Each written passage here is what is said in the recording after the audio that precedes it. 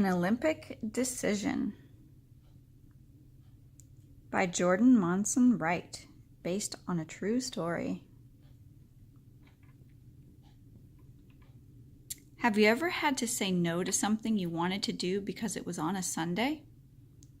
Maybe it was an easy decision. Maybe it was hard. Once there was a man named Eric Liddell in Scotland who had to make a very hard decision. Eric was a fast runner, a very fast runner called a sprinter. His best race was the 100-meter dash. Because he was so fast, he was chosen for Great Britain's team in the 1924 Olympics in Paris, France. Eric also believed in God. He believed that Sunday was a special day to worship him. When the Olympic schedule was announced, Eric found out that the 100-meter race was on a Sunday. He said he wouldn't run that race. He decided to run a much longer race, the 400-meter dash, on another day instead. Eric's decision made many people angry. Reporters came to his house and called him a traitor to his country. Some thought he was afraid he would lose in the 100-meter race. Most people just didn't understand why keeping the Sabbath day holy meant so much to Eric. The men in the British Olympic Association told Eric that if God had made Eric such a fast runner, Eric would be honoring God by using his talent, even on a Sunday. Eric told them he believed that his speed was a gift from God, but he still didn't feel right about running. Some men from the association tried to convince Eric that the Sabbath day ended at noon in France.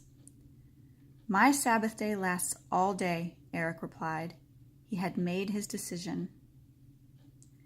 Eric trained for the 400-meter race for several months before the Olympics. It was hard work. At first, he ran out of energy when he was only halfway through. But Eric kept practicing. He knew that even if he lost, he would still feel good about his choice. And he had faith that God would help him because he was keeping the Sabbath day holy. On the day of the race, Eric tried to stay calm. He shook hands with the other racers and pinned the number 451 to his running clothes. "Am I doing the right thing?" he asked himself. Eric decided he would run as hard as he could for as long as he could, and then he would trust God to help him do the rest. When Eric heard the starting gun, he zoomed ahead, taking the lead. The other runners ran slower on purpose, trying to save some energy for the end. They all thought Eric would burn himself out.